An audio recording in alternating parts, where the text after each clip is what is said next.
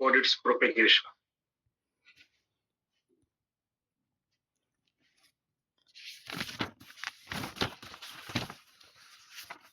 Electromagnetic wave के spectrum में इसकी वेवलेंथ की रेंज क्या होती है? 0.1 एंगस्ट्रॉम से 100 एंगस्ट्रॉम। वेवलेंथ फ्रॉम 0.1 एंगस्ट्रॉम से 100 एंगस्ट्रॉम तक को आर एक्सरे, जिसमें 0.1 एंगस्ट्रॉम से लगभग 10 एंगस्ट्रॉम तक को हार्ड एक्सरे कहते हैं, और 10 एंगस्ट्रॉम से 100 एंगस्ट्रॉम तक को हम लोग सॉफ्ट एक्सरे कहते हैं।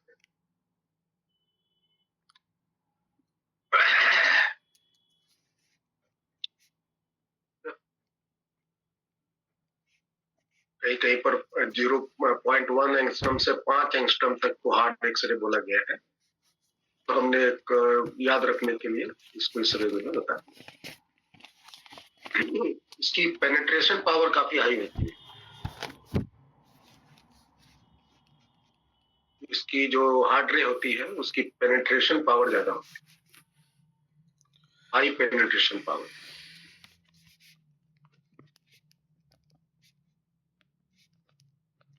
ये हड्डी वगैरह से भी पास कर जाती है। इसकी पेनिट्रेशन पावर कम होती है,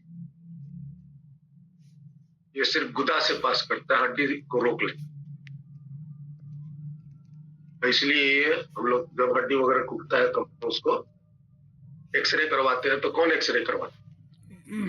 लो वाला।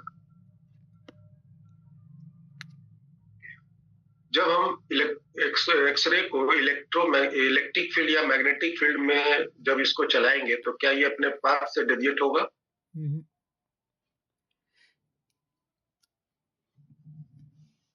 एक्सरे को सर इलेक्ट्रोमैग्नेटिक वेव है तो नहीं, इलेक्ट्रिक फील्ड में। इलेक्ट्रिक फील्ड में सर नहीं होगा ये, क्योंकि ये इलेक्ट्रोमैग्नेटिक वेव है। Yes sir. लाइट की तरह है ना, इसमें इसके पार्टिकल में मास नहीं होते, और मास नहीं होते तो चार्ज भी नहीं होते। और इलेक्ट्रिक और मैग्नेटिक फील्ड किसको डेविएट करता है? जिसके पास चार्ज होता है। चार्ज हो तभी तो फोर्स लगेगा। Yes. It is not deviated when passes through electric field and magnetic.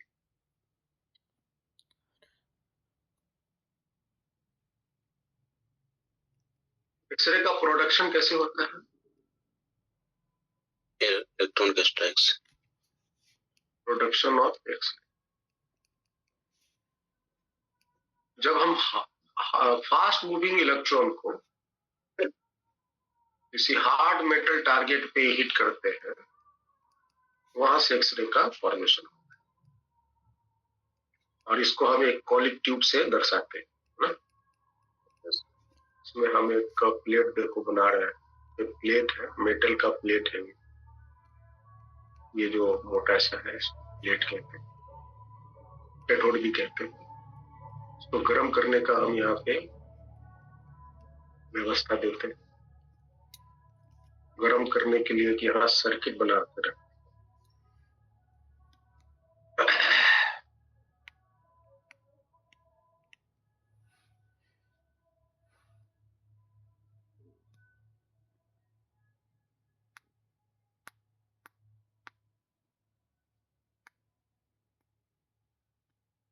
ठीक है।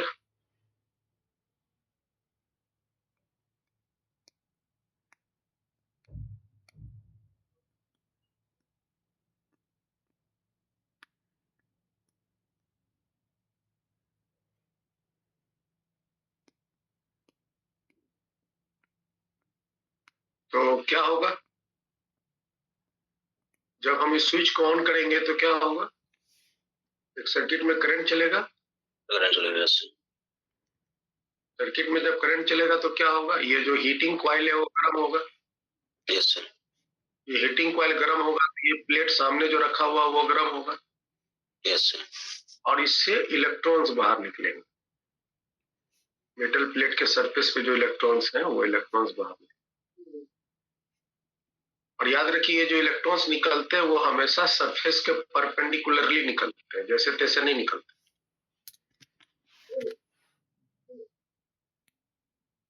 इसके रास्ते में यहाँ पे आगे हम एक इंक्लाइंड, एक मेटल का टारगेट रखते हैं। इंक्लाइंड एक मेटल का टारगेट रखते हैं जिस पर आकर के वो हिट करता है इलेक्ट्रॉन्स। ये हार्ड मेटल टारगेट है और ये हार्ड मेटल टारगेट है। और हम इस इलेक्ट्रॉन को चूंकि बहुत फास्ट स्पीड से जा सके उसके लिए एक व्यवस्था करते हैं। ये वाला जो पोर्शन है इसका पोटेंशियल को पॉजिटिव कर देते हैं।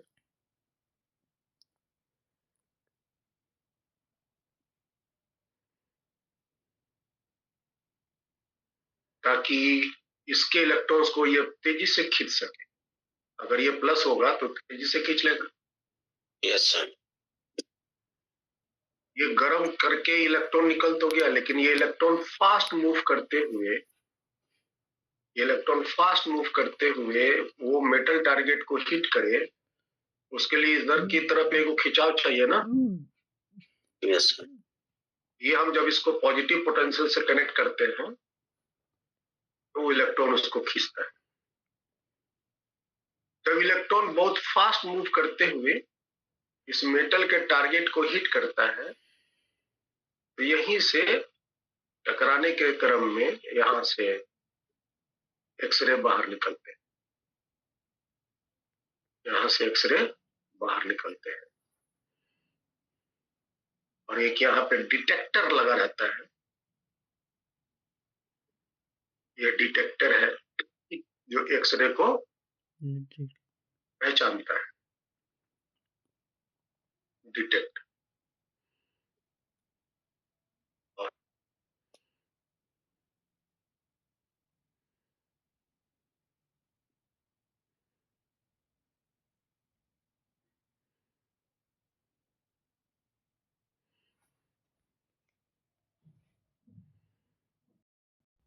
व्यवस्था देते हैं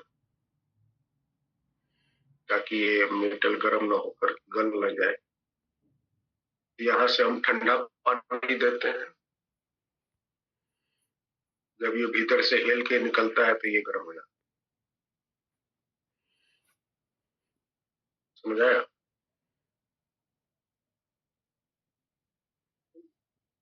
और यही पूरे सिस्टम को हम लोग इसी पूरे सिस्टम को हम लोग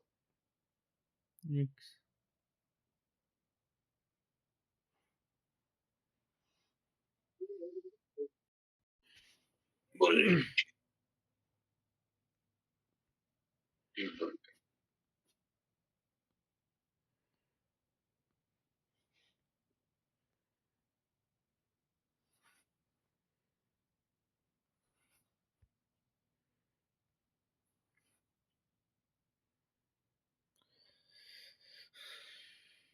इलेक्ट्रॉन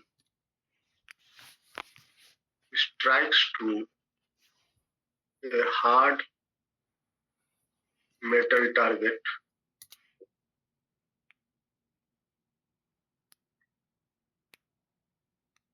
the X-ray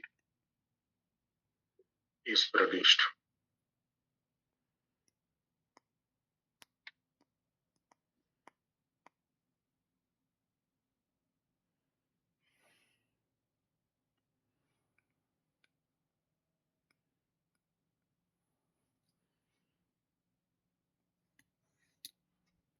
अब प्रश्न उठता है कि ये जब इलेक्ट्रॉन जब इससे टकराता है तो एक्सरे क्यों निकलता है? कुछ बता सकते हो?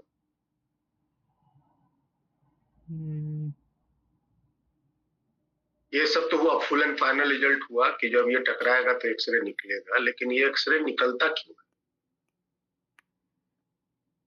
और जो एक्सरे यहाँ निकल कर आते हैं ये डिटेक्टर में, ये कितने टाइप के आते हैं?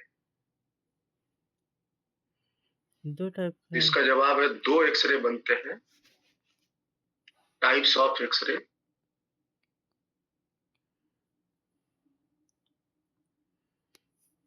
प्रोड्यूस्ड,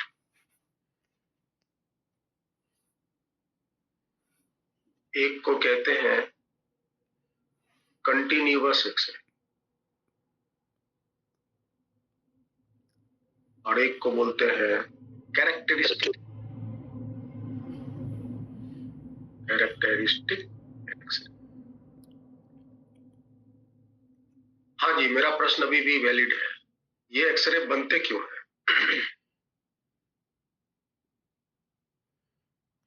इसका जवाब है according to Maxwell electromagnetic wave theory. Maxwell ने क्या बोला? मैक्सवेल क्या बोल गए? मैक्सवेल का दी every accelerating charge produces electromagnetic wave। ये कौन बोल गए? मैक्सवेल साहब। बोर साहब ने क्या बोले? According to Bohr's theory, electron अपने स्टेशनरी ऑर्बिट से हाँ मूव करेगा। इलेक्ट्रॉन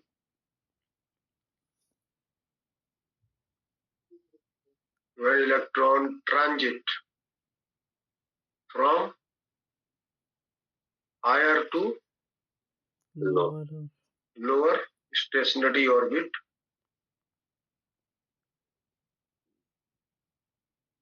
है ना, electromagnetic wave is released।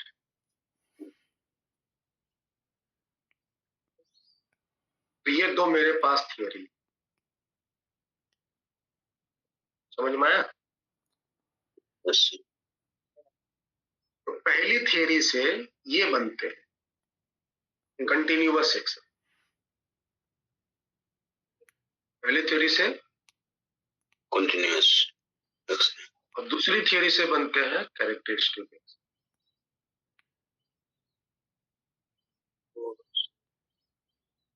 अब ये कैसे होते हैं, तो ये बात को ध्यान से सुनो। रेडी? एक मिनट।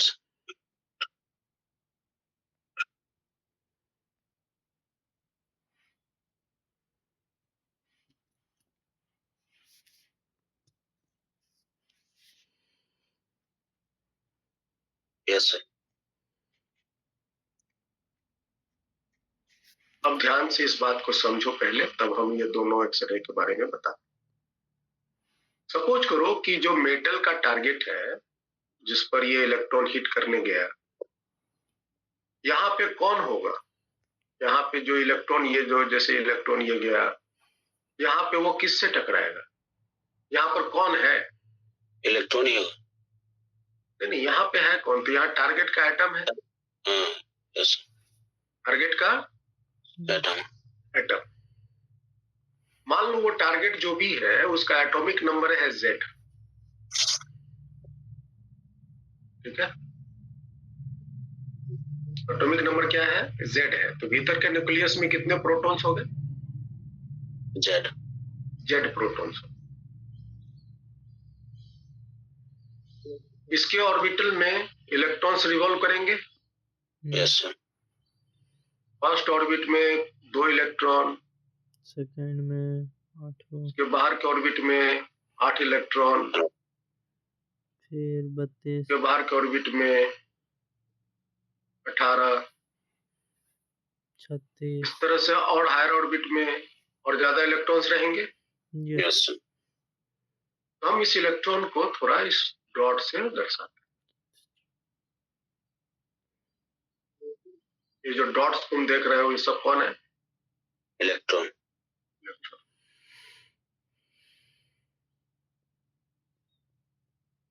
ये सारे इलेक्ट्रॉन्स हैं, ये सारे इलेक्ट्रॉन्स। और हम लोग के पास एक थ्योरी है पॉली एक्सक्लूशन का थ्योरी। वो क्या कहता है कि हायर ऑर्बिट तभी बढ़ेगा जब तक लोअर ऑर्बिट पूरी तरह से भर जाए। पॉली ये कहता है ना थ्योरी। Yes sir.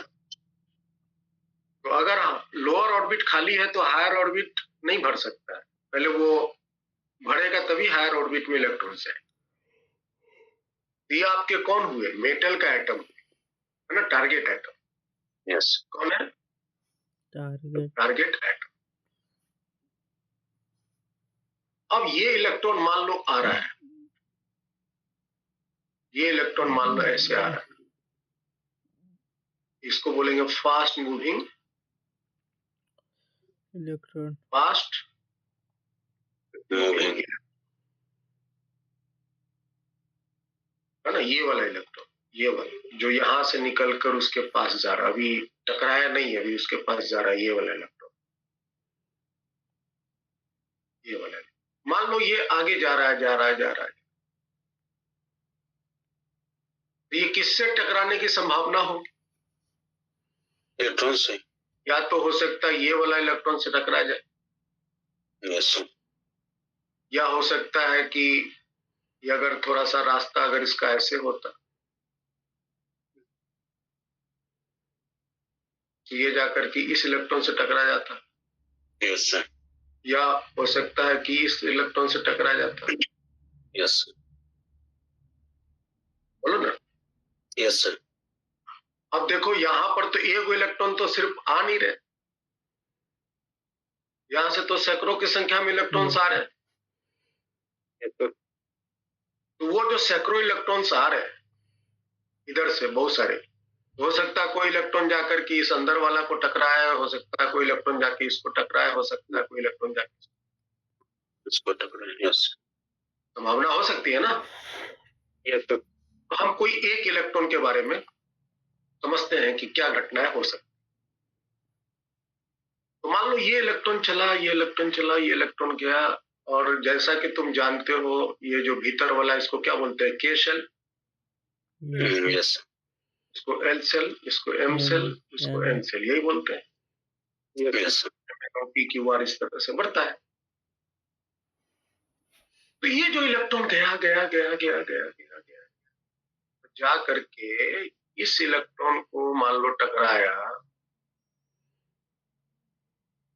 तो ये तो बहुत तेज स्पीड से, बहुत एनर्जेटिक होकर के फास्ट मूव कर रहा है ना, और जा करके इसको टकराया। तो टकराने के बाद क्या होगा?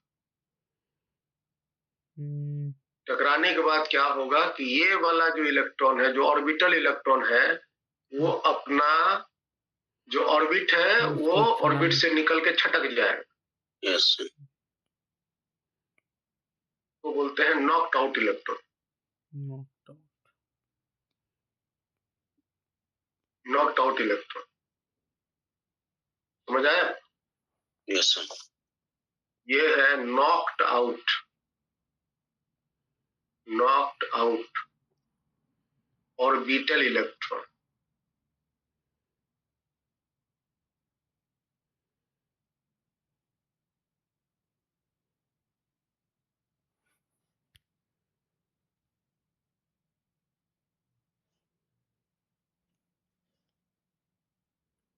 टकराने के लिए ये जाकर के टकराया, तो ये इसका क्या होगा? ये हो सकता है कि कहीं हो सकता है दूसरा जाकर के इलेक्ट्रॉन से टकराए, या नहीं तो वो बाहर निकल जाए। Yes sir. यही संभावना है ना, भीतर में तो रैंडम प्रक्रिया है। Yes sir. कौन जाकर किससे कहा क्या टकरा रहा है, तो रैंडम प्रक्रिया। आप नहीं कह सकते कि ये बाहर निकल गया, आप नहीं कह सकते कि टकरेबे करेगा। लेकिन ये जो इलेक्ट्रॉन यहां आया, क्या इसकी स्पीड वही रहेगी जो स्पीड इसके टकराने के दौरान था? जी नहीं सर। इसका स्पीड स्लो डाउन होगा ना। Yes sir. स्लो डाउन हो, जो स्पीड से टकराया था उसके कारण इसकी स्पीड स्लो डाउन। इसमें क्या हुआ? रिटार्डेशन हुआ। Yes sir. में रिटार्डेशन। अच्छा, अब देखो, अब यहां पर क्या हुआ कि जब ये वाली इलेक्ट्रॉन वैकेंट हो गया, ये वाला इलेक्ट्रॉन नॉकड आउट हो गया, तो यहां पर तो वैकेंसी हो गया। Yes sir. Yes sir. अब इस वैकेंसी को भरने के लिए क्या काम करेंगे? तो ये देखो, फर्स्ट ऑर्बिट जो के सेल वाला इलेक्ट्रॉन, उसके ऑर्बिट में कितने इलेक्ट्रॉन बच गए? एक। और बाहर वाला सब ऑर्बिट फुलफिल्ड है। Yes sir. तो क्या ये पॉसिबल है? नहीं। पॉली एक्सक्लूशन का थ्योरी क्या कहता है? जब तक भीतर का ऑर्बिट पूरी तरह से नहीं भरेगा, बाहर का नहीं भर सकता। तो मामला क्या होगा? तो अब यहाँ के ऑर्बिट को भरने के लिए, इस वैकेंसी को भरने के लिए, बाहर के जो आउटर के ऑर्बिट के इलेक्ट्रॉन हैं वो अब इसको जंप मारेगा ऐसे। बस समझ में आया? Yes sir. या तो ये वाले इलेक्ट्रॉन जंप मारे, या नहीं तो ये वाला इलेक्ट्रॉन जंप मारे, या इसके बाहर वाला ऑर्बिट वाला इलेक्ट्रॉन जंप मारे। बढ़ सकता है। Yes sir. और ये जब इसको जंप मारेगा तो क्या हो रहा है? हायर ऑर्बिट से लोअर ऑर्बिट में ट्रांजिट हो रहा है। Yes sir.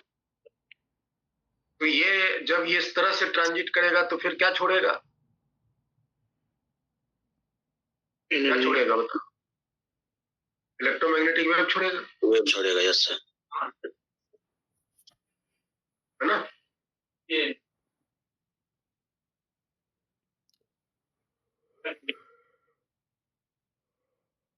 ये इलेक्ट्रोमैग्नेटिक वेव छोड़ेगा। और ये इलेक्ट्रोमैग्नेटिक वेव जो निकलता है इसको कहते हैं कैरेक्टरिस्टिक एक्सरे। क्या बोलते हैं? क्या बोलते हैं? Characteristic x ray.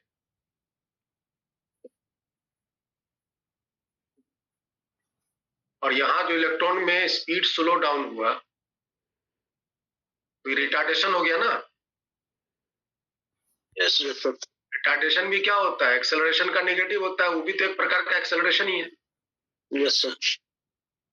इसके रिटार्डेशन से पैदा होगा, बोलो क्या? Continuous x ray. ये इलेक्ट्रॉन निकल नहीं जाते हैं। ये इलेक्ट्रॉन जो भीतर में गए, ये हो सकता है कि इस इलेक्ट्रॉन को टकराए, हो सकता है इस इलेक्ट्रॉन को टकराए। आप समझ रहे हैं? भीतर की तो प्रोसेस रैंडम है, लेकिन हर एक टक्कर में इसकी स्पीड क्या होती जाएंगी? स्लो डाउन होता जाएगा। ये जो इलेक्ट्रॉन बाहर से जो अंदर एला है उसके मोशन में स्लो डाउन होगा, इसमें रिटार्डेशन हो। और जो इलेक्ट्रॉन्स को नॉकड आउट करेगा, ऑर्बिटल इलेक्ट्रॉन्स को जो नॉकड आउट करेगा, उस नॉकड आउट के पोजीशन को भरने के लिए हायर ऑर्बिट के इलेक्ट्रॉन ट्रांजिशन करना शुरू करेगा। तो ये जो इलेक्ट्रॉन घुसा है उसके रिटार्डेशन से जो पैदा होगा एक्सरे, उसको क्या बोलेंगे? Continuous X ray. कुछ बोल देना है। Sorry sir. रिटार्डेशन से जो पैदा होगा उसको क्या बोलेंगे? Yes sir. और जो इलेक्ट्रॉन नॉकड आउट हुआ उस जगह को भरने के लिए जो हायर ऑर्बिट के इलेक्ट्रॉन ट्रांजिट करेंगे, उस ट्रांजिशन से जो इलेक्ट्रोमैग्नेटिक वेव निकलेगा उसको क्या बोलेंगे? कैरेक्टरिस्टिक्स। क्या ये दोनों एक्सरे समझ में आया जी? Yes sir. तो आप इसको लिख लो। तो पहली बात है कंटिन्यूअस।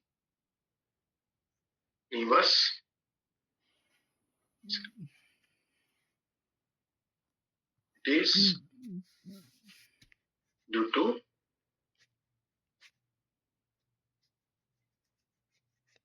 और ये भीतर में सेवरल कोलिजन लेते हैं, याद रखना। ये जो इलेक्ट्रॉन गए हैं बस यहाँ हम निकाल के दिखा दिए हैं, ऐसा मतलब नहीं कि निकल जाता है। समझ में आया? Yes sir. ये इलेक्ट्रॉन जाएगा, हो सकता है इससे टकराए, उसके बाद ये किसी को भी छटका सकता है ना?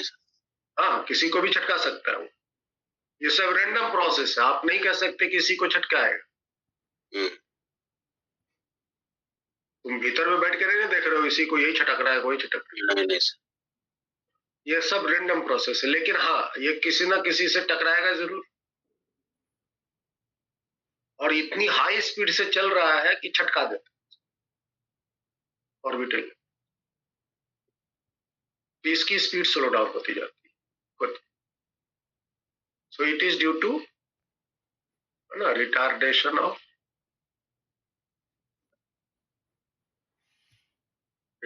ऑफ क्या बोलेंगे, fast moving electron.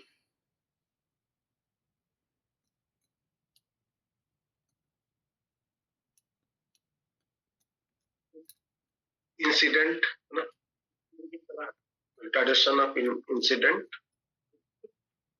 Retardation of electrons, incident into the target metal target।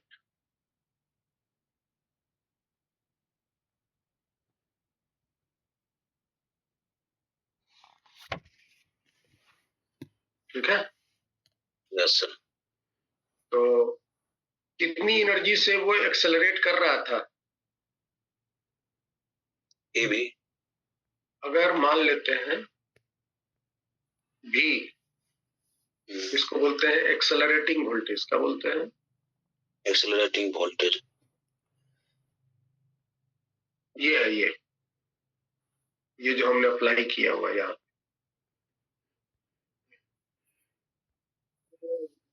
इसको बोलते हैं एक्सेलरेटिंग वोल्टेज।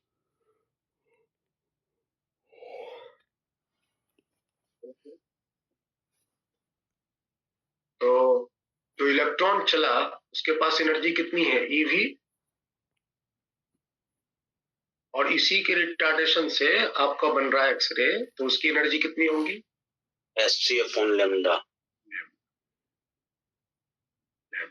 और ये सबसे ज्यादा एनर्जी का होगा ना, यस सर। मिनिमम। सबसे ज्यादा एनर्जी के लिए वेवलेंथ छोटा होता है। तो यहां से हम मिनिमम वेवलेंथ निकाल सकते हैं, सी बटा में ई इंटू बी।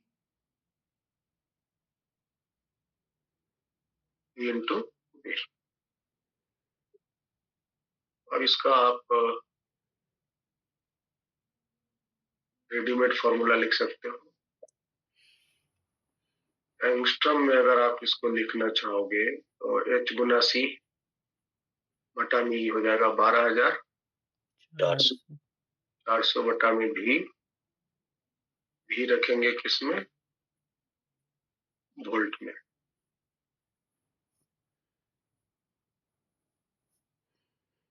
भी रखेंगे किसमें, वोल्ट में। वोल्ट, इलेक्ट्रॉन वोल्ट होता था ना एनर्जी, इलेक्ट्रॉन तो उसमें धस गया 12,400।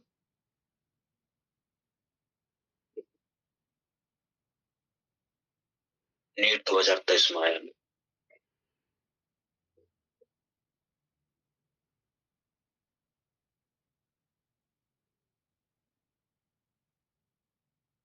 लैम्डा मिनिमम क्या है, वेवलेंथ corresponding to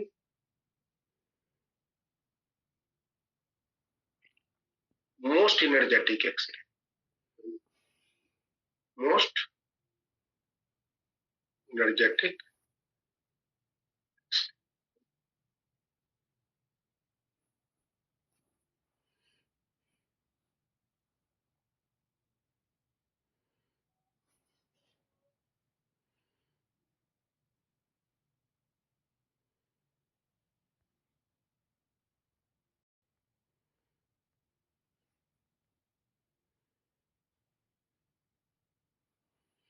तो एक्सरे का एक मुख्य फॉर्मूला ये भी है भैया।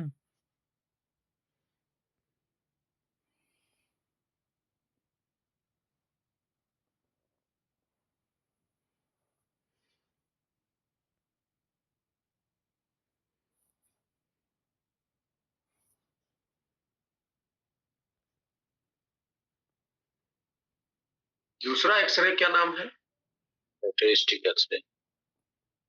Characteristic x ray.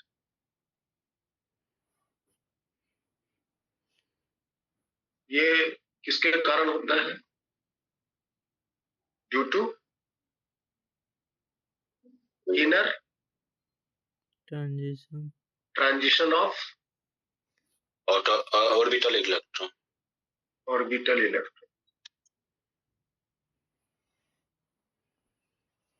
inside the metal target.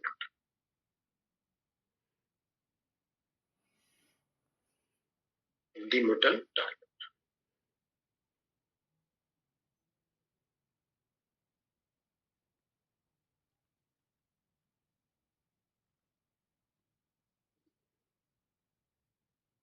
तो मान लीजिए कि आपका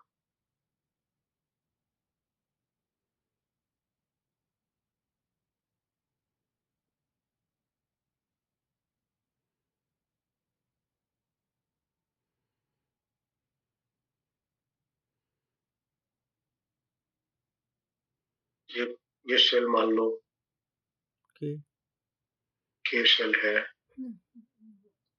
एल है, एम है, एन है, ओ है। तो इसके रिजल्ट क्या होंगे? डेल्टा ई बराबर सी बाई लैम्डा। Yes sir. ये ना पढ़े हैं? Yes sir. लैम्डा बराबर क्या होगा? H c by delta E. H c बटा में डेल्टा।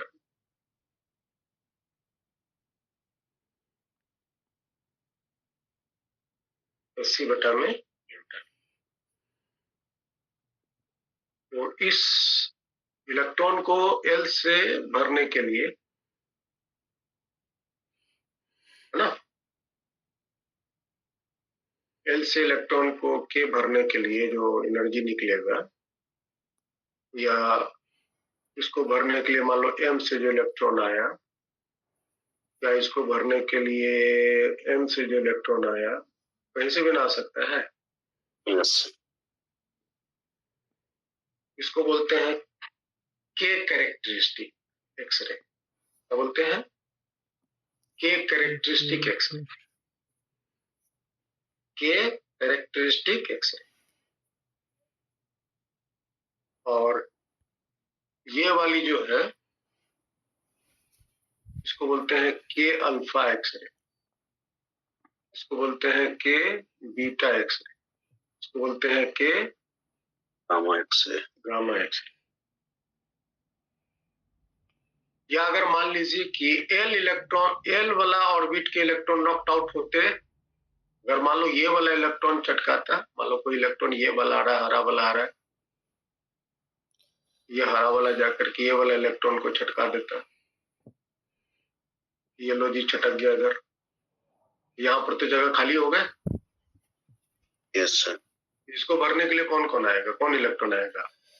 एम और ये वाला आएगा कि एम वाला, एन वाला आएगा? एम वाला, एन वाला आएगा। Yes sir. तो इस केस में इसको भरने के लिए ये वाले,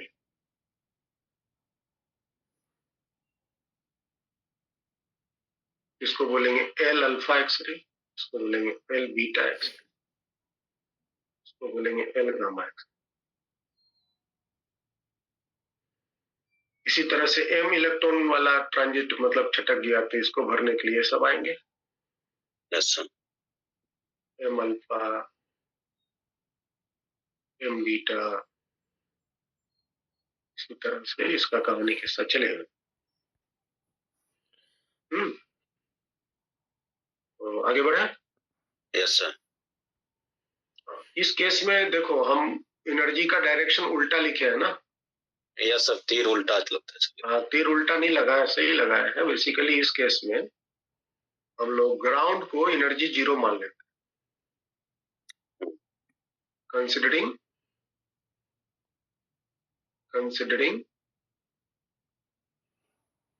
टोटल एनर्जी जीरो, है ना, in ground state.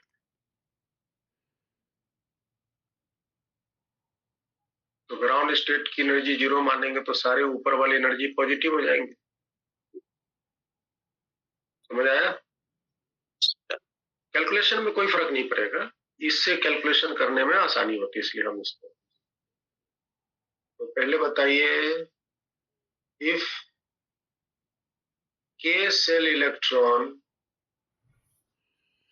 Is knocked out, ये जो हमने रिजल्ट, ये जो हमने चित्र बनाया है वो इसका आधार पर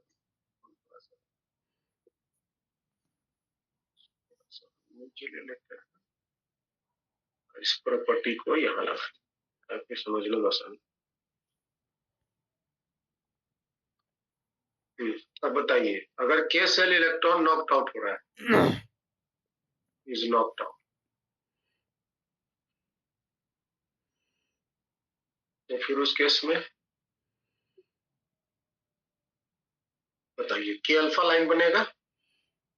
यस तो बोलेंगे लैम्डा k अल्फा, बताइए क्या होगा, HC बाय बटा में डेल्टा ई, डेल्टा ई मतलब EK minus EL, EK minus EL। Yes sir, EK minus EL, या इसको भरने के लिए ये अल्फा बीटा, बीटा बोलिए SC upon HC upon EK minus EM EM, और K gamma HC upon EK minus EN। अगर K सेल के इलेक्ट्रॉन नॉक्ड आउट हुए, है ना। यस लेकिन अगर L सेल के इलेक्ट्रॉन्स नॉक्ड आउट होते, तब बातें कहां तक होती, तो क्या क्या बदलाव होता, तो क्या बदलेगा,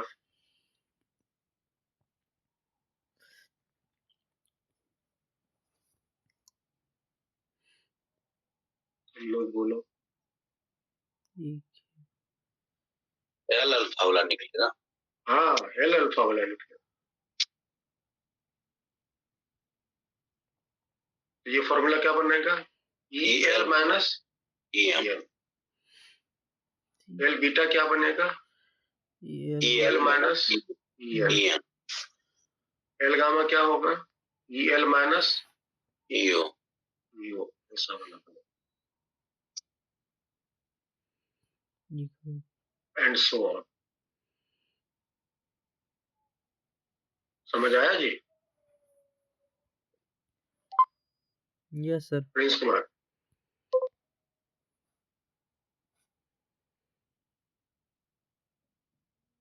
इसकी जब हम प्लॉट करते हैं, जब हम इसका जो मेरे, अच्छा ये दोनों एक्सरे इस डिटेक्टर पर, दोनों के दोनों एक्सरे आएंगे। इस डिटेक्टर पे ये जो दिख रहा है डिटेक्टर, इस डिटेक्टर पर दोनों एक्सरे आते हैं, एक्सरे भी आते हैं, वाई रे भी आते हैं। तो अब इस डिटेक्टर पे जो डिटेक्ट करेगा इंटेंसिटी एक्सरे की, है ना, इंटेंसिटी एक्सरे की जो डिटेक्ट होगा वो वेरी करता है। क्या करता है, वेरी करता है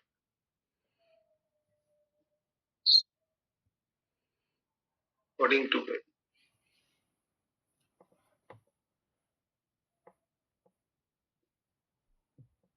पहले तो ऐसे जाएगा,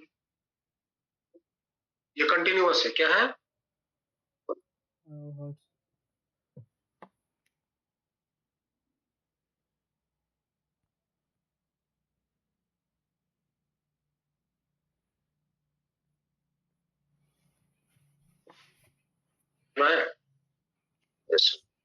इस तरह।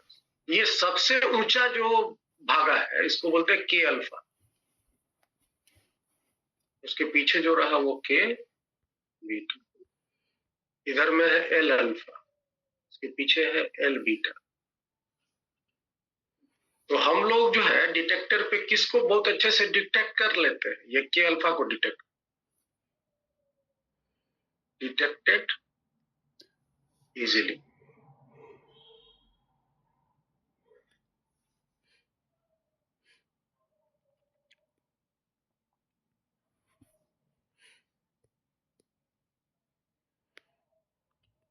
ओके,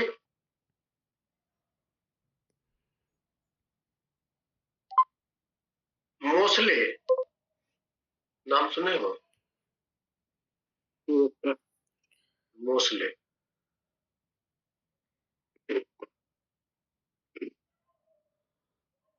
मोस्ले ने क्या किया, ये जो टारगेट मेटल तुम देख रहे हो, इस टारगेट मेटल पे डिफरेंट डिफरेंट सब्सटेंस डाल डाल के, उस पर फास्ट मूविंग इलेक्ट्रॉन डाल डाल के, इससे जो एक्सरे निकला उसका के अल्फा लाइन मेजर किया। ये वाला जो के अल्फा का इस कोरस्पोंडिंग वेवलेंथ होगा ना, यस सर, वो मेजर किया लेम्डा। उसने, लेमडा के अल्फा, ये मेजर किया और पाया कि अलग अलग सब्सटेंस के लिए ये अल्फा का मान अलग अलग होता है, लेमडा का मान अलग अलग होता है। और जब उसको उन्होंने रिलेट किया तो पाया कि दिस लॉ states that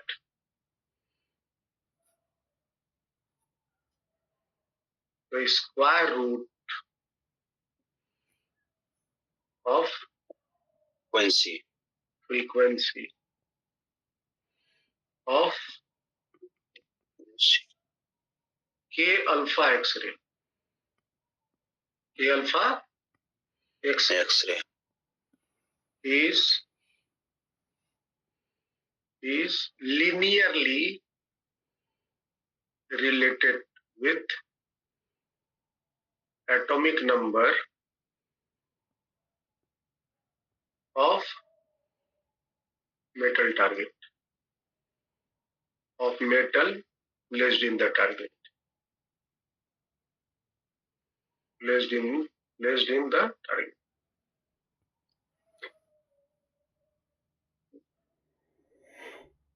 और उसकी रिलेशन लाया उन्होंने, स्क्वायर फ्रीक्वेंसी बराबर a Z minus B.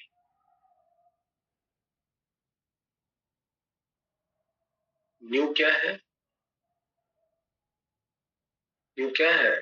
Frequency of of X ray. किसका एक्सरे? कौन एक्सरे? बहुत सारा एक्सरे है। कौन X ray? Characteristic X ray, K alpha X ray. Z क्या है? एटॉमिक नंबर टारगेट मेटल का। और ए और बी क्या है? वो आर कांस्टेंट्स, सब कांस्टेंट्स। अब इन कांस्टेंट का भी मान हम निकाल सकते हैं। ए का मान कांस्टेंट ए का मान जो आता है √3RC/4, RC/4। बी का मान लेते हैं, ठीक है, फॉर के अल्फा एक्सरे और के अल्फा। मतलब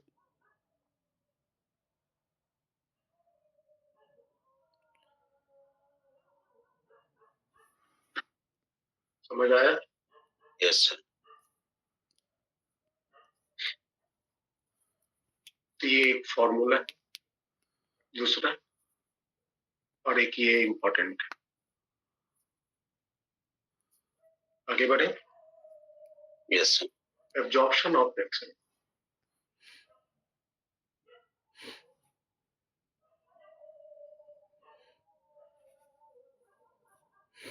और ये किसी भी इलेक्ट्रोमैग्नेटिक वेव के लिए हम फॉर्मूला यूज कर सकते हैं।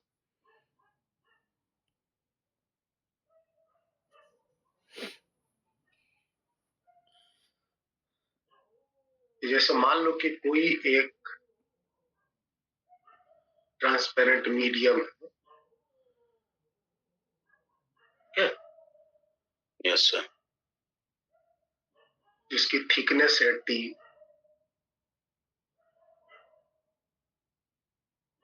कोई एक मेटल है या कोई एक सब्सटेंस है जिसकी थिकनेस है टी, और एक एक्सरे इधर से आ रहा है,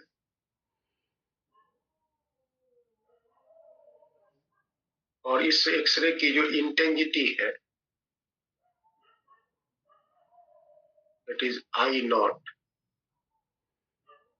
जब ये अंदर हेल के जब यहां से ये बाहर निकलेगा तो इसकी बहुत सारी ऊर्जा तो भीतर में अब्जॉर्ब हो जाएंगे ना, तो बाहर जब निकलेगा तो इसकी क्या इंटेंसिटी वही रहेंगी या चेंज हो जाएगा? चेंज हो जाएगा, घट जाएगा, बढ़ जाएगा? घट जाएगा, घट जाएगा सर, घट जाएगा, घट जाएगा। और वो डिपेंड करता है कि मटेरियल कौन सा है। अगर ये मटेरियल की coefficient of absorption, coefficient of absorption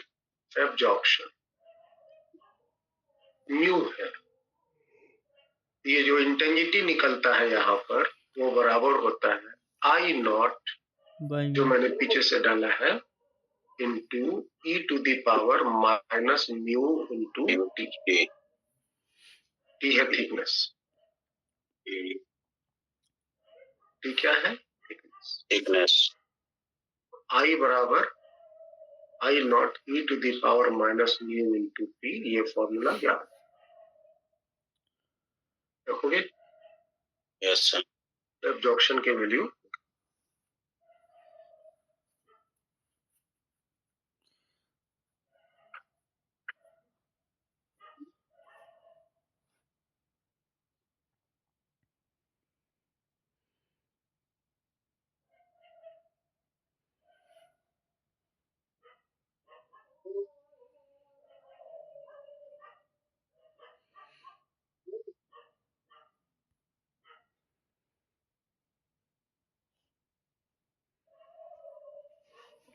तो हमें लगता है एक्सरे में बस इतना ही है जो हम लोग को सिलेबस में पढ़ने मिला है। एब्जॉर्प्शन पढ़ना था क्या प्रिंस? एब्जॉर्प्शन ये तो ठीक है। एक कोई रूल है, कौन? Bragg's law? लॉ है नहीं sir, Bragg's law. Bragg's law, Bragg's sir उसको अलग से एक है ना गामा रे भी लिखा, उसको अलग से पढ़ना पड़ेगा क्या सर? गामा रे तो वहां आता है ना न्यूक्लियर फिजिक्स में, इलेक्ट्रोमैग्नेटिक वेव में है ना सर? गामा रे नहीं, गामा रे वहां पढ़ना है, रेडियो एक्टिविटी जब पढ़ते हैं ना। अच्छा वहां, तो वहां पे गामा रे, बस गामा रे कुछ नहीं है। गामा रे का प्रोडक्शन कब होता है? जब न्यूक्लियर फिशन होते हैं। फिशन, जब एक क्या बोलते हैं उसको, अनस्टेबल न्यूक्लियस जब अपनी स्टेबिलिटी को प्राप्त करता है तो उस क्रम में वो अल्फा बीटा गामा 3 तरह के इमिशन करता है, तो वो गामा है। गामा का पावर, गामा का पेनिट्रेशन पावर सबसे ज्यादा होता है, सबसे हानिकारक रे है ना? और sir dual nature of matter and radiation था ना सर?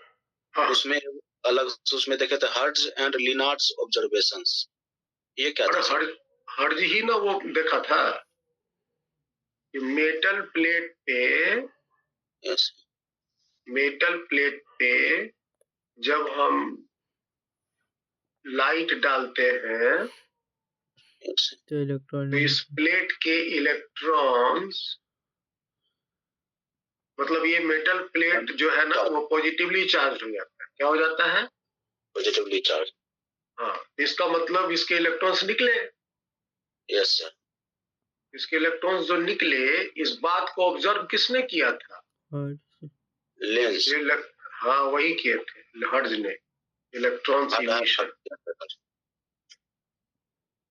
ये ऑब्जर्व्ड बाय हर्ट्ज।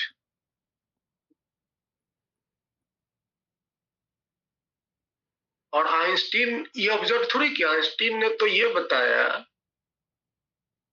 कि ये जो इलेक्ट्रॉन निकल रहे हैं, जो रेडिएशन आ रहे हैं, है ना, जो इसका वर्क दिया, सर वो तो लिखा हो, वो तो समीकरण है। यस सर, यही है हर्ट्ज ऑब्जर्वेशन। ठीक है सर, तो ऑब्जर्वेशन ही पढ़ना है शायद इसमें, बस उतना ही था बस। बस यही ऑब्जर्वेशन। यस,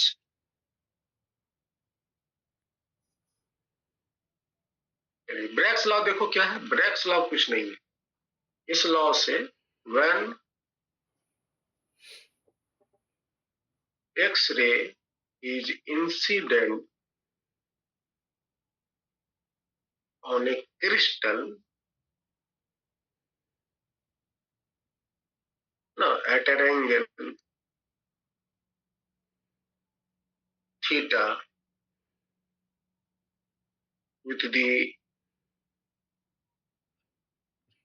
plane, है ना, with the plane, the diffracted X-ray, diffracted मतलब जो इलेक्ट्रॉन, जो एक्सरे क्रिस्टल से टकरा करके जो बाहर भागे, that is called diffracted X-ray। Diffraction क्या होता है? पाथ से मुड़ना, पाथ से चेंज होना, डिफ्रैक्ट कर जाना। डिफ्रैक्टेड एक्सरे ये जो भागते हैं वो इंटरफेयर करते, इंटरफेरेंस बनाते, इंटरफेयर कंस्ट्रक्टिवली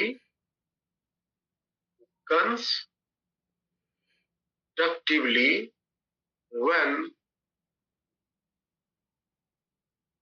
है ना। देखो ये कब होते हैं, बस यही रिलेशन को याद रखना, इसी को बोलते हैं ब्रैग्स। क्रिस्टल समझते हो ना? Yes sir. क्रिस्टल क्या होता है? क्रिस्टल को जब अगर मारोगे ना तो एकदम क्रिस्टल क्रिस्टल कट जाता है, चाकू की धार की तरह ना। तो उसके जो हर एक एटम जो है ना, मतलब कि बहुत ही अच्छे ऑर्गेनाइज पैटर्न में रहते हैं, मालूम है? Yes sir.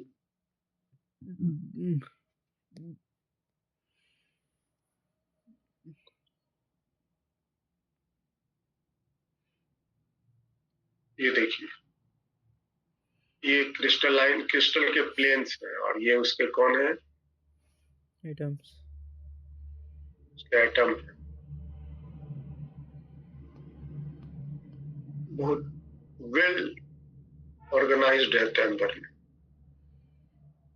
जहां तहां रेंडमली ओरिएंटेड नहीं रहते।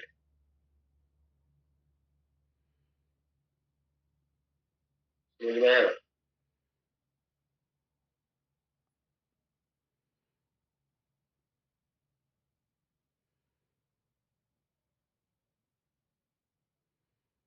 कभी राजमिस्त्री को दीवार ईंटा जोड़ते देखे हो? Yes sir. देखोगे अपनी वसूली से वो ईंटा को आधा करने के लिए किनारे से मारता है। Yes sir. एकदम एकदम शार्प एज में कटता है ना, कि फूट जाता है ईंटा। क्या लगता है, फूट जाता है कि कट जाता है? एकदम अच्छा से कटता है सर। अच्छा से कटता है। पर दीपा हंस रहा है।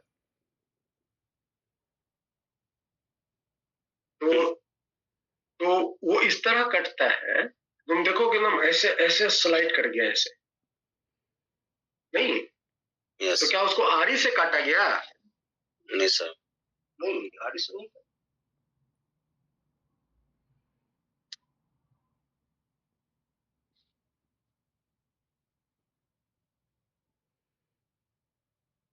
इसे नहीं काटा गया उसको।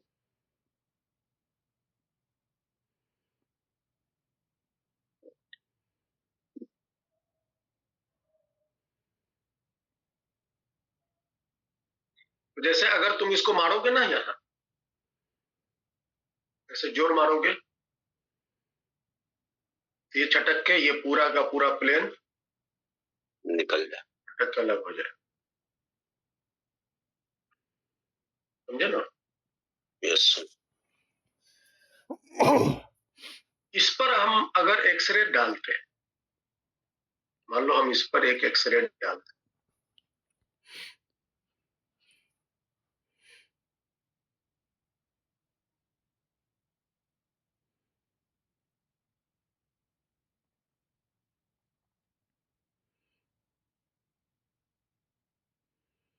डाला,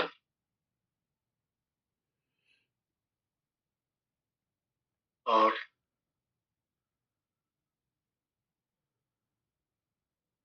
ये एक्सरे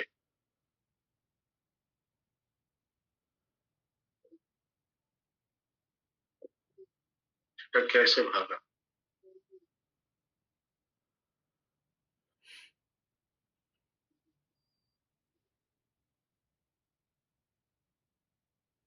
दिख रहा है। Yes, sir.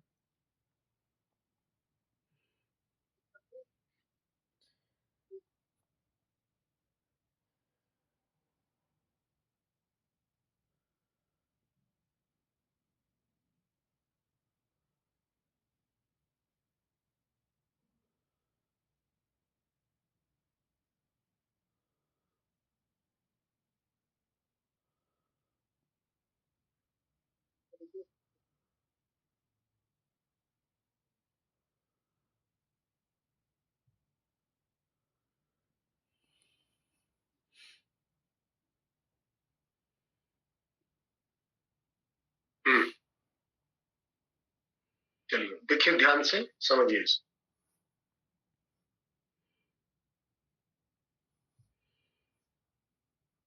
हम यहां से एक्सरे को इंसिडेंट किए, ये एक्सरे गया, ये एक्सरे गया, और यहाँ के एटम से टकराया, ये वाला एक्सरे यहाँ के एटम से टकराया, टकराने के बाद ये इस तरह से रिटर्न हुआ। तो अगर हम सेम पोजीशन को लेकर माने, तो देखो तो क्या दोनों का पाथ एक ही है, अलग अलग है?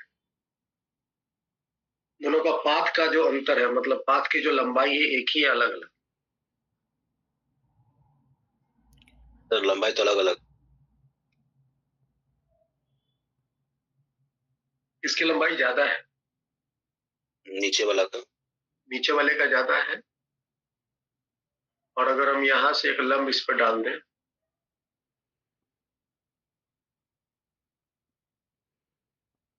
एक यहाँ से इस पर लंब डाल दें,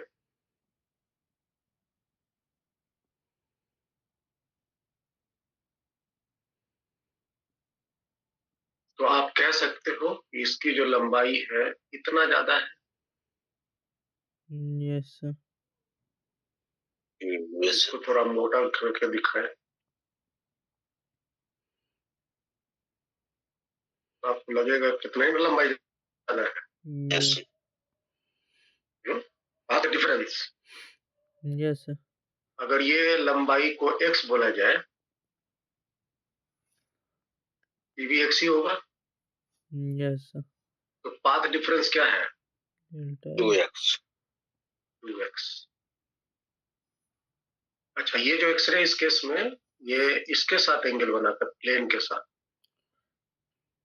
इसके साथ, प्लेन के साथ। प्लेन के साथ। तो मान लिया जाए ये दो, इसको बोलते हैं ब्रैक्स प्लेन। क्या बोलते हैं?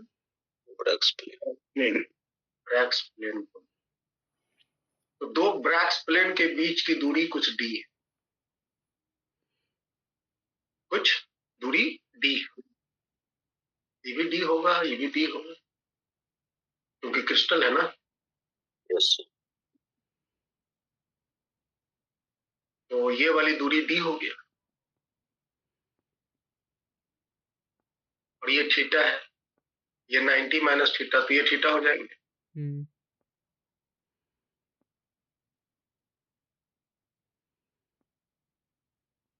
दिख रहा है? यस। ये अगर थीटा है और ये लंब डाले हैं, ये 90 माइनस थीटा होगा ना। Theta, yes sir. Yes, sir. ये 90 माइनस थीटा है और ये पूरा 90 है, तो ये थीटा होगा ना? Theta, yes sir. अजी Yes, sir. ये थीटा और ये थीटा होगा तो भाई सिमेट्री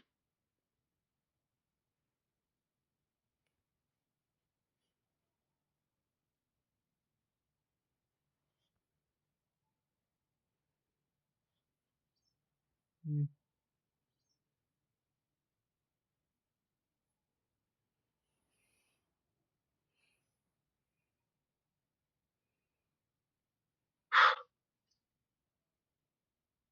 तो एक्स की वैल्यू हो गया डी साइन थीटा।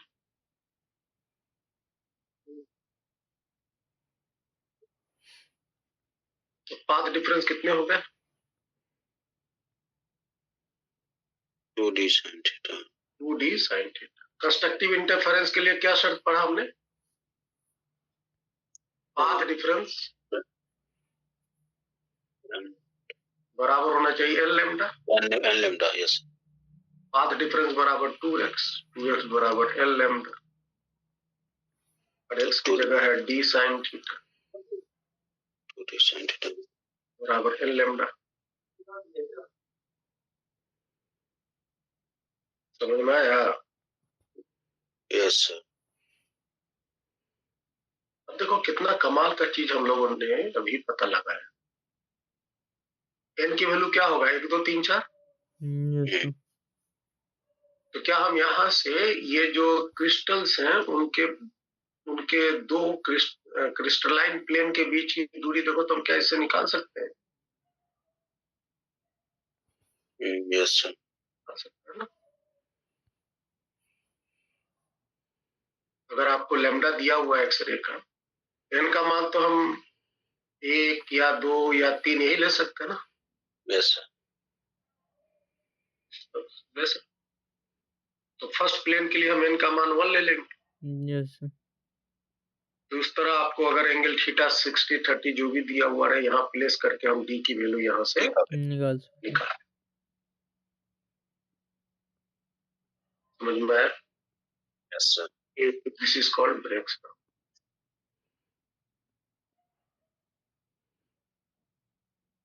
लेकिन हमें नहीं लगता ब्रेक्स लॉ सिलेबस में था। वो सिलेबस में तो सर सिर्फ एक्सरे लिखा हुआ, वो भी इलेक्ट्रोमैग्नेटिक में लिखा हुआ था। एक बार क्वेश्चन पूछ दिया तो इसलिए हाईलाइट हो गया।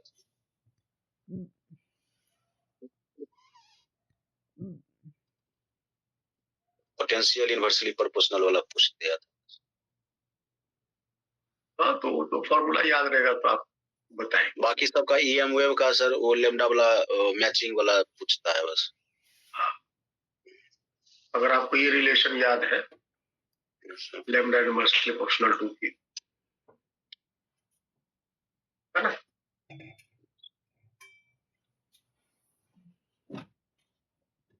तो हमें लगता है कि एक्सरे, बाकी तो प्रॉपर्टी एक्सरे का क्या क्या प्रॉपर्टी एक्सरे का, एक्सरे जो है वो इलेक्ट्रिक और मैग्नेटिक फील्ड में डिफ्लेक्ट नहीं करेगा। एक्सरे की सहायता से हम क्रिस्टलाइन स्ट्रक्चर के बीच का जो बीच में ब्रैक्स प्लेन की दूरी है वो निकाल सकते हैं by using Bragg's law. Yes है ना? ये फोटोग्राफिक प्लेट को अफेक्ट करेगा। ठीक है। यस। एक्सरे उस गैस को आयोनाइज करेगा जिससे वो पास करता है, उसके पास पेनिट्रेशन पावर ज्यादा होगा गैस है।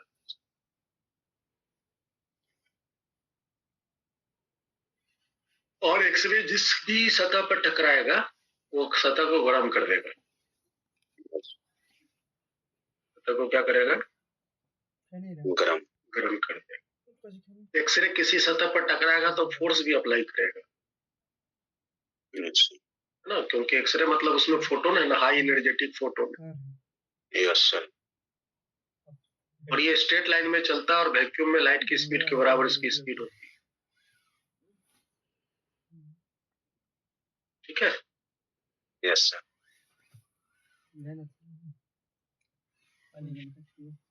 तो हमें लगता है तो सवाल करते हैं।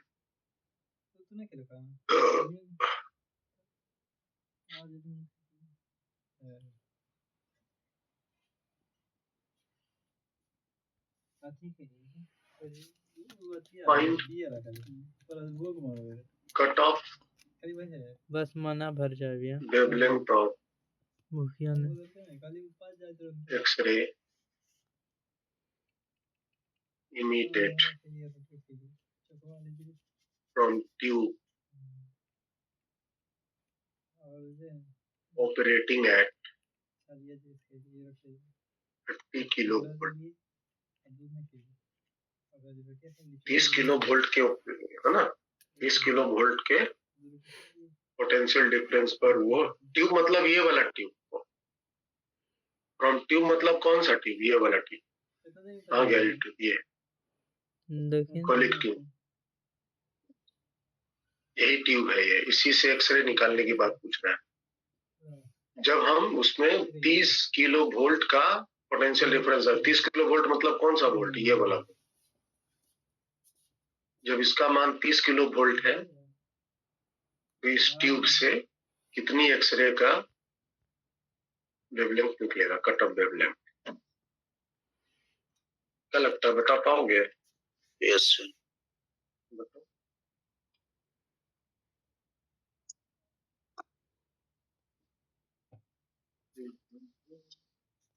बटे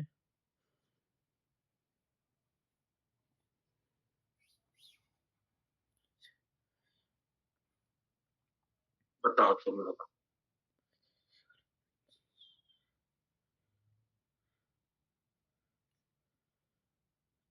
3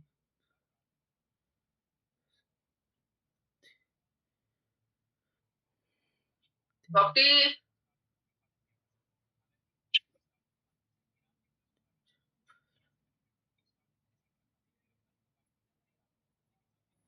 0.4 41 हाँ कुछ 0.4 एंगस्ट्रॉम सर 0.4013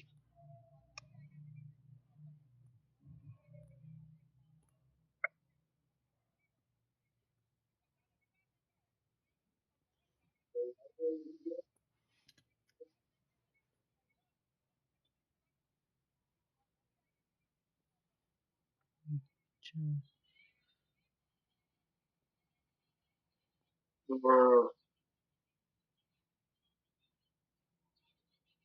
12,400 में 30 किलो किलो मैंने 10⁻³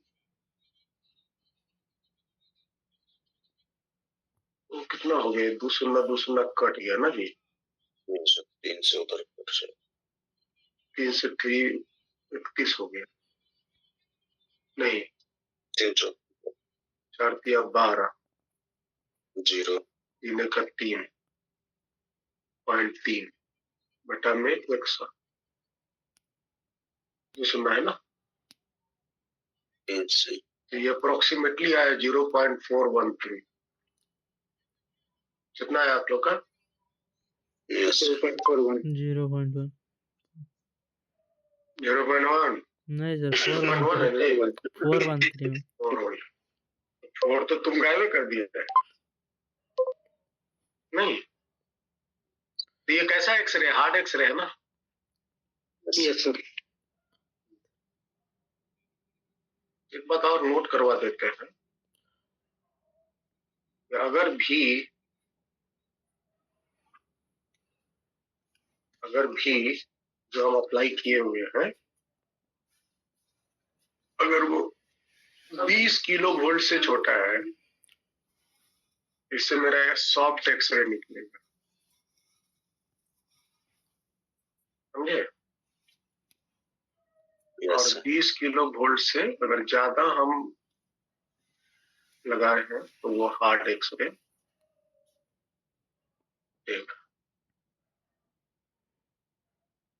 डॉक्टर लोग जो है जो एक्सरे करवाते हैं वो यही वोल्टेज को मेंटेन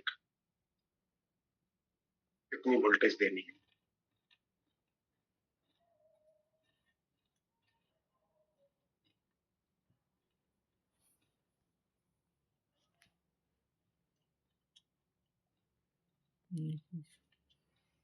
if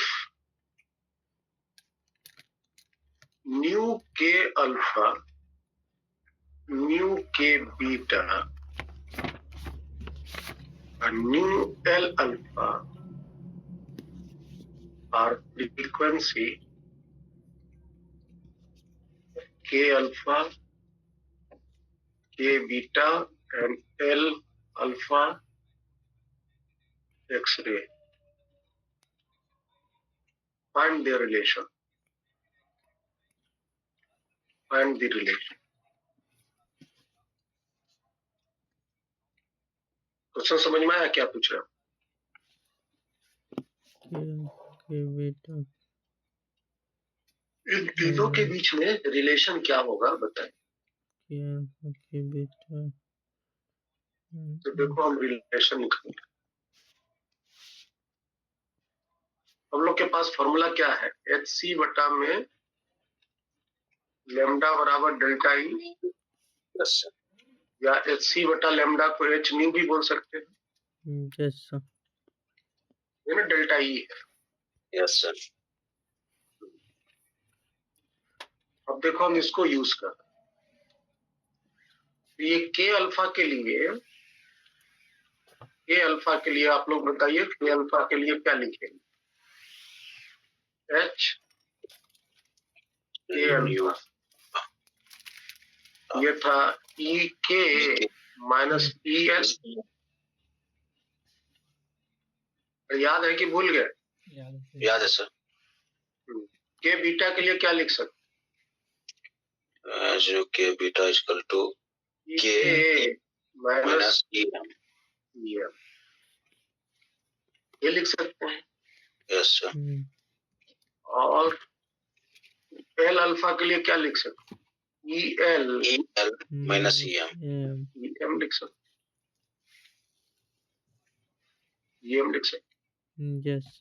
बस आपके पास ये तीन संबंध है, इन्हीं संबंधों को भजाइए और अपना संबंध, अपना जो है रिलेशन स्टैब्लिश कीजिए। संबंधों से संबंध बनाना।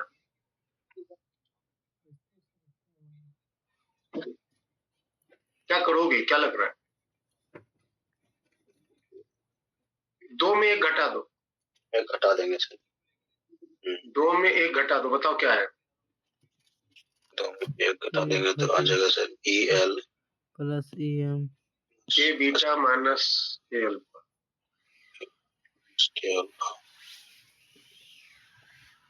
इक्वल टू दाएं साइड में E K E M minus E K minus minus plus E L हो जाएगा। यस होगा कि नहीं? Yes sir. ये और ये cancel. H nu K beta L minus E M nu K alpha. दाएं साइड में क्या है Prince? E L minus E M. E L minus E M का मान यही है ना, H nu L alpha. H nu L alpha from equation 3। ये एच एच कट गया। Yes sir. तो nu K beta nu K alpha बराबर क्या लिख सकते हैं? Nu L alpha nu K alpha plus nu L alpha. Yes sir.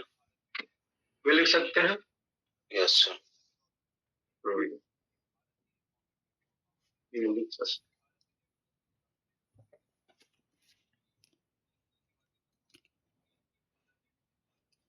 कोई doubt है? सर। अब देखो तो न्यू बराबर क्या होता था? C by lambda.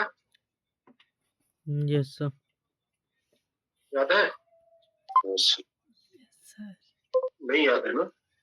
याद है सर। यस सर याद। म्यूजिकल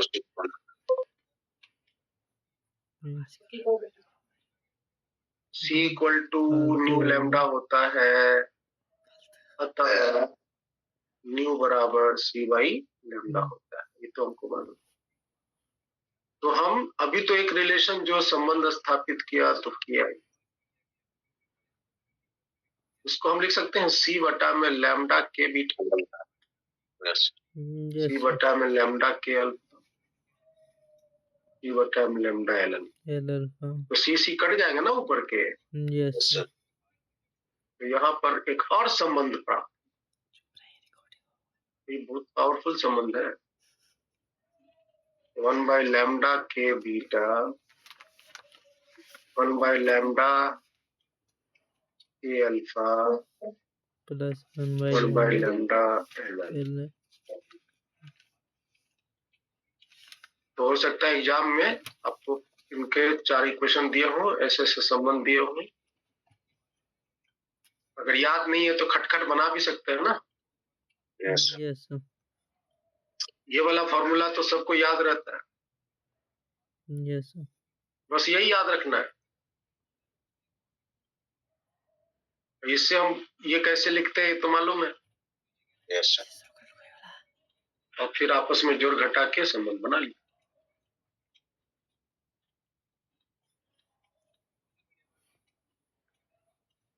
ठीक है, यही था एक्सरे। Mm.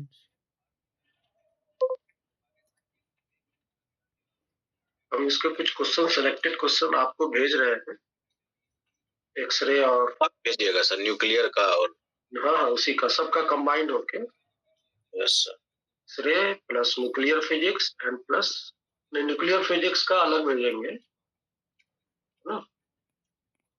उसका भेज दिए थे ड्यूअल नेचर और photo electric effect. Atomic physics का भेजे थे कि नहीं? नहीं सर एटॉमिक न्यूक्लियर वगैरह बचाओ। एटॉमिक न्यूक्लियर पहले एटॉमिक को भेजते हैं, उसको बना। यस